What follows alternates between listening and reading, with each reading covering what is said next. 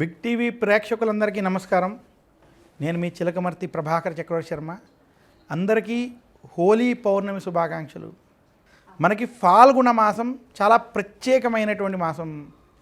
జ్యోతిష్ శాస్త్ర ప్రకారం పౌర్ణమి రోజు ఉత్తరా ఫాల్గుని లేదా పూర్వ ఫాల్గుని నక్షత్రాలు చంద్రుడికి దగ్గరగా ఉండడం చేత ఈ మాసం మనకు ఫాల్గుణ మాసం అని పేరు.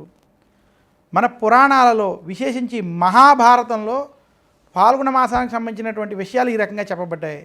ధర్మరాజు ఫాల్గుణ మాస శుక్లపక్ష అష్టమి రోజు జన్మించినట్టుగా, అలాగే మనకి ఫాల్గుణ మాసంలోనే దుర్యోధనుడు, భీముడు వంటి వారు ఫాల్గుణ మాస శుక్లపక్ష త్రయోదశి రోజు భీముడు, దుర్యోధనుడు వంటి వారు జన్మించినట్టుగా, ఇంకా అర్జునుడైతే ఫాల్గుణ పౌర్ణమి రోజు ఉత్తరా ఫాల్గుని నక్షత్రంలో కూడుకున్నటువంటి పౌర్ణమి రోజు అర్జునుడు జన్మించినట్టుగా, అందుకనే అర్జున్ని ఫల్గుణ పార్థ అని కూడా మనం కీర్తించడం జరుగుతుంది.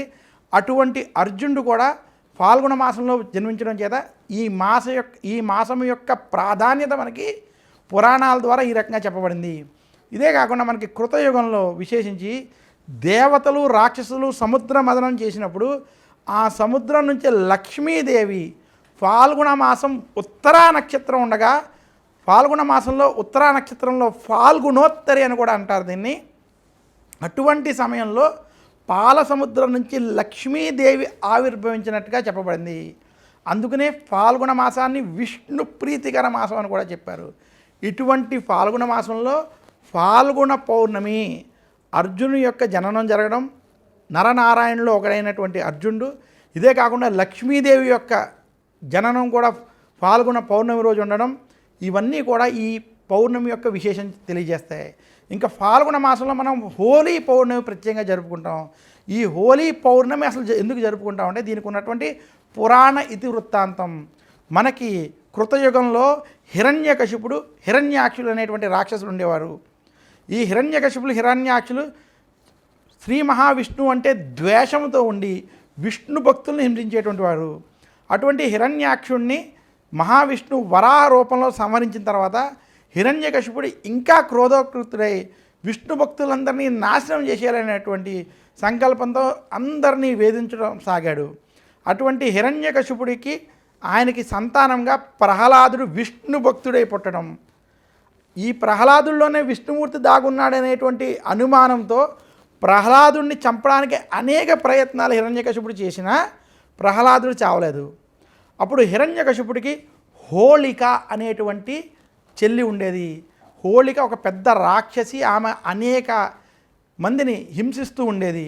అటువంటి హోళిక మానవులందరినీ హింసించడం, ఋషులందరినీ హింసించి సంహరించడం వంటి చేస్తున్నప్పుడు హోళికని పిలిచి, నిన్ను అగ్ని కూడా దహించలేనటువంటి శక్తి నీ దగ్గర ఉంది, ప్రహ్లాదుడిని ఏమి చేసినా ఆయన బతికి తిరిగి వచ్చేస్తున్నాడు, నువ్వు గనక ప్రహ్లాదుడిని తీసుకుని అగ్ని ప్రవేశం చేసావంటే ప్రహ్లాదుడు దహించుకుపోతాడు, నువ్వు బతుకుతావు, నువ్వు ప్రహ్లాదుడిని ఈ రకంగా చంపాలి అనేటువంటి విషయాన్ని కోరగా ఆమె ప్రహ్లాదుడిని తీసుకుని ఈ హోలీ పౌర్ణమికి సమీపంలో అగ్నిలోకి ప్రవేశించను. హోలీ పౌర్ణమికి ముందు రోజు ఈ కథ జరిగినట్టుగా.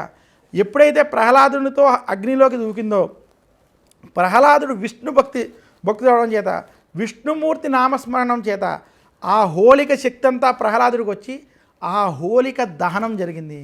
అందుకనే ఉత్తర భారతంలో హోలీ ముందు రోజు హోళికా దహన్ అనే పేరుతోటి ఈ కార్యక్రమాన్ని చాలా వైభవంగా చేస్తారు.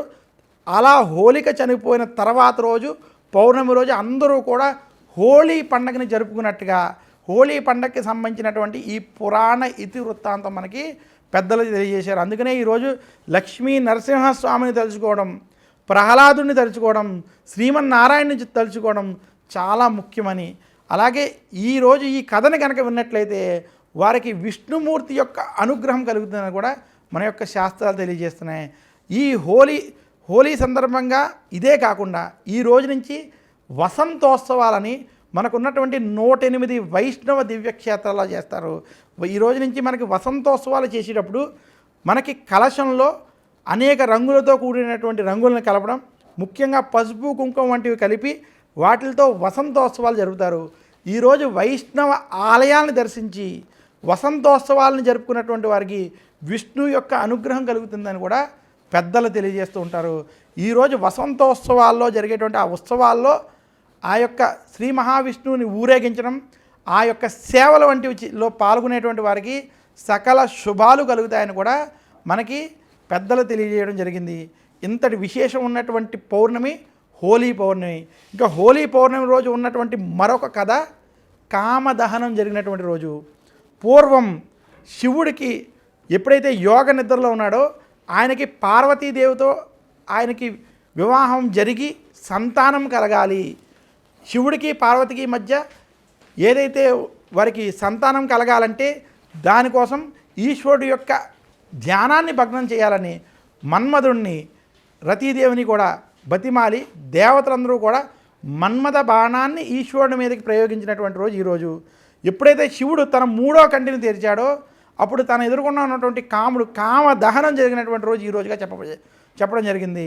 అప్పుడు దేవతలు చతుర్ముఖ బ్రహ్మగారు కూడా కాముడు లేకుండా విశేషంగా మన్మధుడు లేకుండా ఈ సృష్టి కొనసాగదు అని చెప్పడం చేత తిరిగి మన్మధుడిని తిరిగి జీవితుడిగా చేసి నీవు రతీదేవికి తప్ప ఇంకెవరికి కనపడవని మిగతా వాళ్ళందరికీ మనసులోనే కనపడతామనేటువంటి విషయాన్ని తెలియజేయడం, అప్పటి నుంచి కామదహనం అనేటువంటి కార్యక్రమాన్ని కూడా శివాలయాల్లో చేయడం ఈ హోలీ పౌర్ణమికి సంబంధించినటువంటి విశేషాల్లో ఈ కథను కూడా చెప్పుకుంటాం. అందరికీ హోలీ పౌర్ణమి అలాగే వసంతోత్సవాలకు సంబంధించినటువంటి శుభాకాంక్షలు తెలియజేస్తూ ఈరోజు ఎవరైతే విష్ణుమూర్తి ఆలయాన్ని దర్శిస్తారో సాయంత్రం పూట శివాలయాల వంటివి దర్శిస్తారో అటువంటి వారికి శుభ ఫలితాలు కలుగుతాయని తెలియజేస్తున్నాను. ఫాల్గుణ మాసాన్ని విష్ణు ప్రీతికరం అనడానికి ముఖ్య కారణం ఫాల్గుణ మాసంలో మొదటి 15 రోజులు, అందులోనూ మొదటి 12 రోజులు అంటే ఏకాదశి ద్వాదశి వరకు ఉన్నటువంటి ఈ సమయంలో పయోవ్రతం అనే వ్రతాన్ని ఆచరిస్తారు. ఈ వ్రతంలో భాగంగా శ్రీ మహావిష్ణువుకి నిత్యము పాలతో చేసినటువంటి ప్రసాదాలను నివేదన చేయడం, ముఖ్యంగా క్షీరాన్నం వంటివి నివేదన చేస్తారు. ఈ 12 రోజులు కనుక క్షీరాన్నాన్ని చేసి శ్రీ మహావిష్ణువుకి నివేదన చేసి అలాగే హోలీ పౌర్ణమి రోజు కూడా క్షీరాన్నాన్ని కనుక శ్రీ మహావిష్ణువుకి నివేదన చేసి అవి కనుక పంచిపెట్టిన దానం చేసిన విశేషమైనటువంటి ఫలితం వస్తుంది.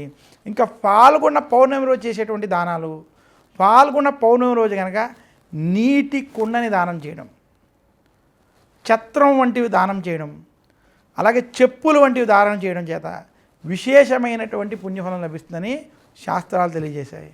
నమస్కారం, మీ చిలకమర్తి ప్రభాకర్ చక్రవర్తి Sharma. For more videos like this, subscribe Big TV channel.